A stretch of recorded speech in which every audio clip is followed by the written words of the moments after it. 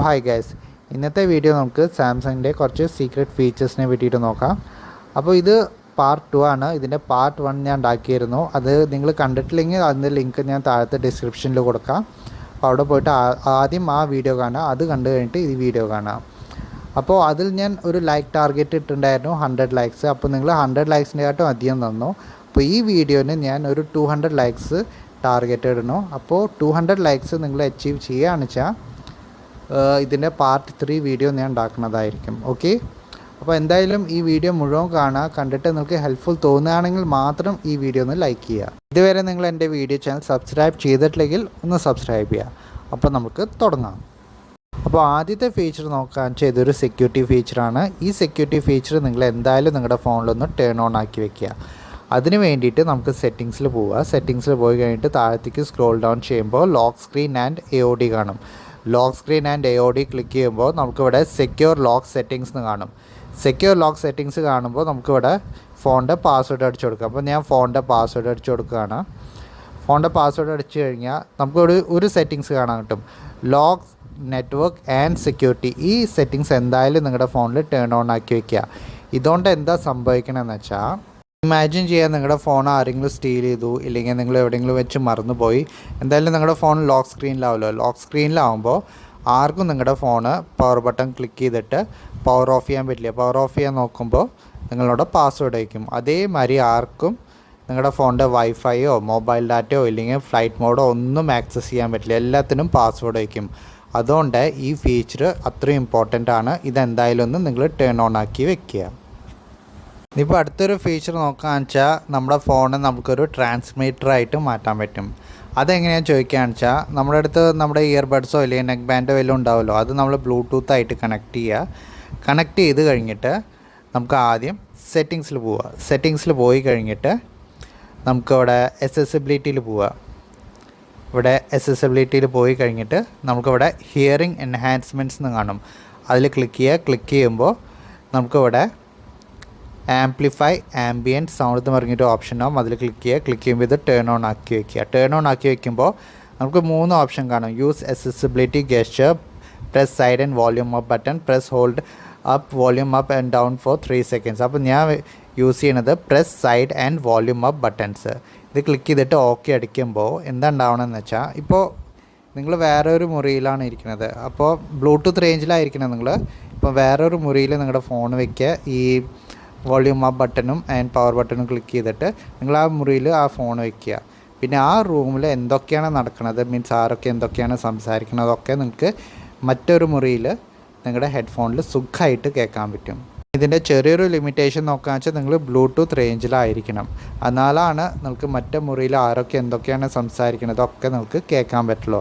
Bluetooth റേഞ്ചിന് പുറത്തേക്ക് വന്നു കഴിഞ്ഞാൽ നിങ്ങളുടെ ബ്ലൂടൂത്തും നിങ്ങളുടെ ഇയർഫോണും ഡിസ്കണക്റ്റ് ആവും. അപ്പോൾ നമുക്ക് ഒന്നും കേൾക്കാൻ പറ്റില്ല. അപ്പോൾ ആ ചെറിയൊരു ലിമിറ്റേഷൻ ഉണ്ട്. ഇപ്പോൾ അടുത്തൊരു ഫീച്ചർ നോക്കുകയെന്ന് വെച്ചാൽ, നമ്മൾ ഡയലറിൽ എന്തെങ്കിലും നമ്പർ ടൈപ്പ് ചെയ്യുമ്പോൾ നമുക്ക് ഇങ്ങനത്തെ സൗണ്ടാവും കേൾക്കുക അല്ലേ. അതേമാതിരി നമ്മൾ ചാർജറിൽ കണക്ട് ചെയ്യുമ്പോൾ ഇങ്ങനത്തെ ശബ്ദമാവും കേൾക്കുക. ഓക്കെ, അപ്പോൾ ഈ സൗണ്ട് നമുക്ക് മാറ്റാൻ പറ്റും. അതെങ്ങനെയാണ് നമുക്ക് നോക്കാം. അതിന് വേണ്ടിയിട്ട് സെറ്റിങ്സിൽ പോവുക.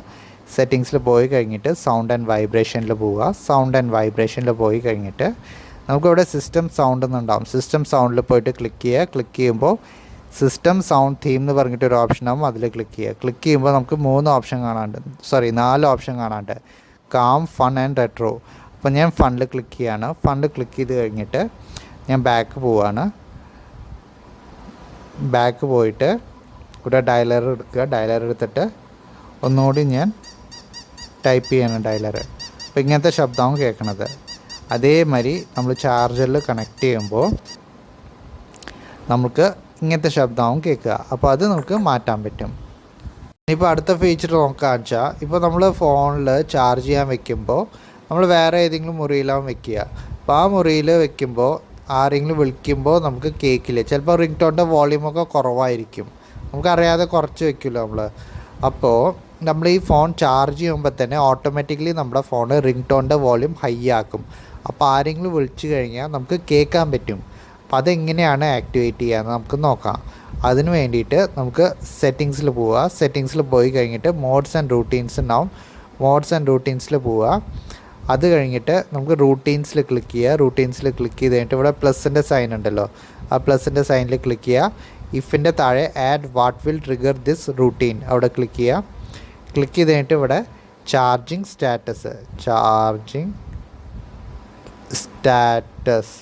സ്റ്റാറ്റസ് അടിക്കുമ്പോൾ തന്നെ അവിടെ ചാർജിങ് സ്റ്റാറ്റസ് വന്നു. ഇവിടെ ഓൾറെഡി സെലക്റ്റഡ് ആണ്, അപ്പോൾ വേറെ ഒന്നും മാറ്റണ്ട. ഇവിടെ ഡണ്ണ് കൊടുക്കുക. ഡണ്ണ് കൊടുത്തിട്ട് ദെന്നിൻ്റെ അവിടേക്ക് വന്നിട്ട് add what this routine will do ഇവിടെ ക്ലിക്ക് ചെയ്യുക. പ്ലസ്സിൽ ക്ലിക്ക് ചെയ്യുക. ക്ലിക്ക് ചെയ്ത് കഴിഞ്ഞിട്ട് നമുക്ക് സൗണ്ട് ആൻഡ് വൈബ്രേഷൻ സെർച്ച് ചെയ്യാം. സൗണ്ട് ആൻഡ് വൈബ്രേഷൻ സെർച്ച് ചെയ്ത് കഴിഞ്ഞാൽ ഇവിടെ സൗണ്ട് ആൻഡ് വൈബ്രേഷൻ വരും. അവിടെ ക്ലിക്ക് ചെയ്യുക. ക്ലിക്ക് ചെയ്യുമ്പോൾ നമുക്കിവിടെ സൗണ്ട് മോഡ് ആൻഡ് വോളിയം ഇവിടെ ക്ലിക്ക് ചെയ്യുക. ക്ലിക്ക് ചെയ്യുമ്പോൾ നമുക്കിവിടെ റിംഗ് ടോണിൻ്റെ വോളിയം ഉണ്ടല്ലോ, അത് വേണം ഫുള്ളാക്കി വയ്ക്കാൻ പറ്റും. നോട്ടിഫിക്കേഷൻ്റെ സൗണ്ടും നമുക്ക് ഫുള്ളാക്കി വയ്ക്കാൻ പറ്റും. ഇവിടെ ഡണ്ണ് കൊടുക്കുക. ഡണ്ണ് കൊടുത്തിട്ട് നമുക്കിവിടെ സേവ് കൊടുക്കുക. സേവ് കൊടുത്തു കഴിഞ്ഞിട്ട് ഇവിടെ ഒന്നുകൂടി ഡണ്ണ് കൊടുക്കുക. ഡണ്ണ് കൊടുത്തു കഴിഞ്ഞാൽ എന്താ ഉണ്ടാവുക എന്ന് വെച്ചാൽ, നമ്മൾ വേറെ ഏതെങ്കിലും മുറിയിൽ ഫോൺ വയ്ക്കുകയാണെന്ന് വെച്ചാൽ നമ്മുടെ റിംഗ് ടോണിൻ്റെ വോളിയമൊക്കെ കുറവാണെങ്കിൽ ഓട്ടോമാറ്റിക്കലി നമ്മൾ ഫോൺ ചാർജ് ചെയ്യാൻ വയ്ക്കുമ്പോൾ റിംഗ് ടോണിൻ്റെ വോളിയം കൂടും. ഓക്കെ, അപ്പോൾ എന്തായാലും ഈ ട്രിക്ക് ഒന്ന് ട്രൈ ചെയ്ത് നോക്കുക.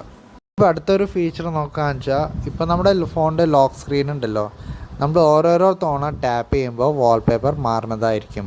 അപ്പോൾ അതെങ്ങനെയാണ് സെറ്റ് ചെയ്യുക നമുക്ക് നോക്കാം. അതിന് വേണ്ടിയിട്ട് നമുക്ക് ഫോണിൻ്റെ ലോക്ക് സ്ക്രീനിൽ വരിക, ഇവിടെ ലോങ് പ്രസ് ചെയ്യുക, എന്നിട്ട് നമുക്ക് ഫിംഗർ പ്രിൻറ്റ് കൊടുക്കുക. ഫിംഗർ പ്രിൻറ്റ് കൊടുത്തു കഴിഞ്ഞിട്ട് നമുക്കിവിടെ വാൾപേപ്പറിൽ ക്ലിക്ക് ചെയ്യുക. വാൾപേപ്പറിൽ ക്ലിക്ക് ചെയ്ത് കഴിഞ്ഞിട്ട് നമ്മൾ കുറേ വാൾപേപ്പേഴ്സ് ഡൗൺലോഡ് ചെയ്ത് വെച്ചിട്ടുണ്ടാവുമല്ലോ ഓൾറെഡി. അപ്പോൾ അതിലത്തെ ഏതൊക്കെ വാൾപേപ്പറാണ് വേണ്ടത് അതൊക്കെ സെലക്ട് ചെയ്യുക. ഇപ്പോൾ ഞാൻ എല്ലാം സെലക്ട് ചെയ്യാണ്.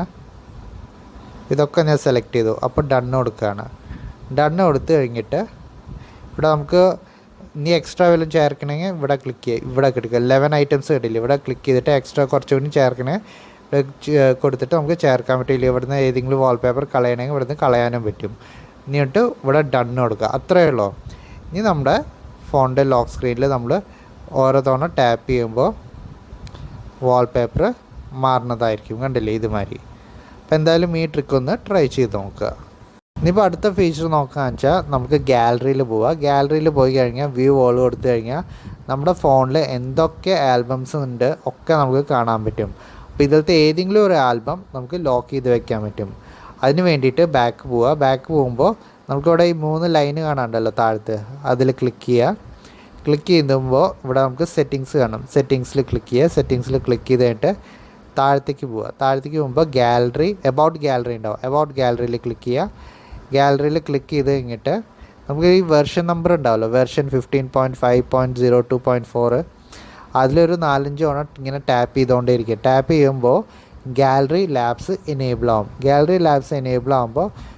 എനേബിൾ ആയി കഴിഞ്ഞാൽ നമുക്ക് പുറത്തേക്ക് വരാം. പുറത്തേക്ക് വന്നപ്പോൾ ഇവിടെ ഗാലറി ലാബ്സ് കാണാൻ കിട്ടുന്നുണ്ട്. ഗാലറി ലാബ്സിൽ ക്ലിക്ക് ചെയ്യുക. ക്ലിക്ക് ചെയ്ത് കഴിഞ്ഞിട്ട് നമുക്ക് താഴത്തേക്ക് വരുമ്പോൾ ആൽബം എൻട്രി ലോക്സ് എന്ന് പറഞ്ഞിട്ടൊരു ഓപ്ഷൻ ഉണ്ടാവും. അത് ഡിസേബിൾ ആയിരിക്കും. അത് എനേബിൾ ആക്കുക. അപ്പോൾ എനേബിൾ ആക്കി കഴിഞ്ഞിട്ട് നമുക്ക് ബാക്ക് പോവാം. ബാക്ക് പോയി കഴിഞ്ഞാൽ ഇപ്പോൾ എനിക്ക് ഈ ആൽബമാണ് ലോക്ക് ചെയ്യേണ്ടത്, ഈ പിക്ചേഴ്സ് ആൽബമാണ്. ഇതിവിടെ ഞാൻ പോയിട്ട് ലോങ് പ്രസ് ചെയ്യാണ്. ലോങ് പ്രസ് ചെയ്ത് കഴിഞ്ഞിട്ട് ഈ മോറിൻ്റെ അവിടെ 3 ഡോട്ട് ഉണ്ടല്ലോ, അതിൽ ക്ലിക്ക് ചെയ്യുക. ക്ലിക്ക് ചെയ്ത് കഴിഞ്ഞിട്ട് ഇവിടെ ലോക്ക് ആൽബം എന്നുണ്ടാവും. ലോക്ക് ആൽബം ചെയ്ത് കഴിഞ്ഞാൽ പിന്നെ എനിക്ക് ഈ ആൽബം ഓപ്പൺ ചെയ്യണമെങ്കിൽ എൻ്റെ ഫിംഗർ പ്രിൻറ്റ്സ് വേണം, ഇല്ലെങ്കിൽ ഞാൻ പിന്നടിക്കണം, ഇല്ലെങ്കിൽ ഇത് ഓപ്പൺ ആവില്ല. കണ്ടില്ലേ? അപ്പോൾ അതേമാതിരി നമുക്ക് എത്ര ആൽബംസ് ഉണ്ട് ഒക്കെ ലോക്ക് ചെയ്ത് വെക്കാൻ പറ്റും. അതേമാതിരി ഇത് അൺലോക്ക് ചെയ്യണമെങ്കിൽ നമുക്ക് ഈ ഗാലറി ഓപ്പൺ ചെയ്യണം. ആദ്യം ഓപ്പൺ ചെയ്ത് കഴിഞ്ഞിട്ട് ഈ 3 ഡോട്ട് ഉണ്ടല്ലോ, ഈ 3 ഡോട്ടിൽ ക്ലിക്ക് ചെയ്യുക. അവിടെ അൺലോക്ക് ആൽബം എന്ന് പറഞ്ഞിട്ടൊരു ഓപ്ഷനോ അതിൽ ക്ലിക്ക് ചെയ്യുമ്പോൾ ഈ ആൽബം അൺലോക്ക് ആവുന്നതാണ്. പക്ഷേ ഇതിൻ്റെ ചെറിയൊരു ഡ്രോബാക്ക് എന്താണെന്ന് വെച്ചാൽ, നമ്മൾ ഗാലറിയിൽ ലോക്കായിരിക്കും, പക്ഷേ നമ്മൾ ആരെങ്കിലും പോയിട്ട് നിങ്ങളുടെ ഫയൽ മാനേജറിൽ പോയിട്ട് പിക്ചേഴ്സ് വലിയ ആക്സസ് ചെയ്യാന്ന് വെച്ചാൽ അത് അവർക്ക് കാണാൻ പറ്റും. പക്ഷേ ഗാലറിയിൽ ഇത് ഏതെങ്കിലും ഒരു ആൽബം നമുക്ക് ഫിംഗർ പ്രിൻറ്റോ ഇല്ലെങ്കിൽ പിന്ന് കൊടുത്തിട്ട് നമുക്ക് ഓപ്പൺ ചെയ്യാൻ പറ്റുള്ളൂ. ഓക്കെ, അടുത്ത പറയുന്ന ഒരു ഫീച്ചർ എനിക്ക് ഭയങ്കരമായിട്ട് ഇമ്പ്രസീവായി തോന്നിയൊരു ഫീച്ചറാണ്. ഇത് സാംസങ്ങിൽ മാത്രമാണ് കിട്ടുന്നത്. ഇപ്പോൾ നമ്മുടെ ഫോൺ സ്ലോ ആയി ഇല്ലെങ്കിൽ എന്തെങ്കിലും പ്രശ്നം വന്നിട്ടുണ്ടെങ്കിൽ നമ്മൾ ഹാർഡ് റീസെറ്റ് ചെയ്യും. ഹാർഡ് റീസെറ്റ് ചെയ്ത് കഴിഞ്ഞാൽ നമ്മുടെ ഡാറ്റാസൊക്കെ ഒന്നില്ലെങ്കിൽ എക്സ്റ്റേണൽ ഡ്രൈവിലേക്ക് കോപ്പി ചെയ്യണം, ഇല്ലെങ്കിൽ നമ്മുടെ ലാപ്ടോപ്പോ എന്തിലേക്കും കോപ്പി ചെയ്യണം. ഓക്കെ, പക്ഷേ അതിൻ്റെ ഒരു ആവശ്യമില്ല. നമുക്ക് നമ്മുടെ ഫോണിലത്തെ ഡാറ്റാസൊക്കെ നമുക്ക് സാംസങ് ക്ലൗഡിലേക്ക് ബാക്കപ്പ് ചെയ്യാൻ പറ്റും ഫോർ 30 days. അപ്പോൾ അതെങ്ങനെയാണ് ചെയ്യാൻ നമുക്ക് നോക്കാം. അതിന് വേണ്ടിയിട്ട് നമുക്ക് സെറ്റിങ്സിൽ പോവുക. സെറ്റിങ്സിൽ പോയി കഴിഞ്ഞിട്ട് നമുക്ക് താഴത്തേക്ക് സ്ക്രോൾ ചെയ്യുമ്പോൾ നമുക്കിവിടെ ജനറൽ മാനേജ്മെൻറ്റ് കാണും. ജനറൽ മാനേജ്മെൻറ്റിൽ ക്ലിക്ക് ചെയ്യുമ്പോൾ ഇവിടെ നമുക്ക് താഴത്തേക്ക് ഒന്നും കൂടി സ്ക്രോൾ ചെയ്യുമ്പോൾ ഇവിടെ റീസെറ്റ് എന്ന് പറഞ്ഞിട്ടൊരു ഓപ്ഷനാവും. ഇവിടെ ക്ലിക്ക് ചെയ്യുമ്പോൾ ഇവിടെ ആദ്യത്തെ ഓപ്ഷൻ കണ്ടോ, temporary cloud backup unlimited data to Samsung cloud for up to 30 days or restore data you have backed up.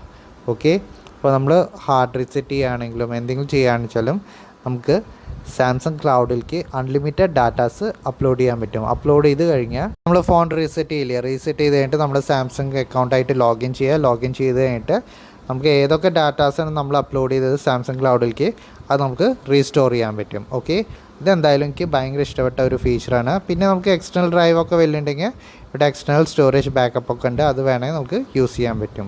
പക്ഷേ ടെമ്പററി ക്ലൗഡ് ബാക്കപ്പ് അത് ഭയങ്കര ഇംപ്രസീവായ ഒരു ഫീച്ചറാണ്. സാംസങ്ങിൻ്റെ ഫോണിൽ മാത്രമേ അത് കിട്ടണുള്ളൂ. അപ്പോൾ ഇതായിരുന്നു 7 ഫീച്ചേഴ്സ് ഓഫ് സാംസങ്. അപ്പോൾ ആദ്യത്തെ പാർട്ടിൽ ഞാൻ പറഞ്ഞിരുന്നു എനിക്കൊരു 100 ലൈക്സ് തന്നു കഴിഞ്ഞാൽ ഇതിൻ്റെ സെക്കൻഡ് പാർട്ട് ഉണ്ടാക്കുന്നതാണ്. അപ്പോൾ നിങ്ങളൊക്കെ 100 ലൈക്സിൻ്റെ ആട്ടും അധികം തന്നു. അപ്പോൾ ഈ വീഡിയോന് നമുക്ക് എയിം ചെയ്യുക 200 ലൈക്സ് നിങ്ങൾ തരികയാണെന്ന് വെച്ചാൽ ഇതിൻ്റെ പാർട്ട് 3 ഞാൻ ഉണ്ടാക്കുന്നതാണ്. അപ്പോൾ thank you for watching my video.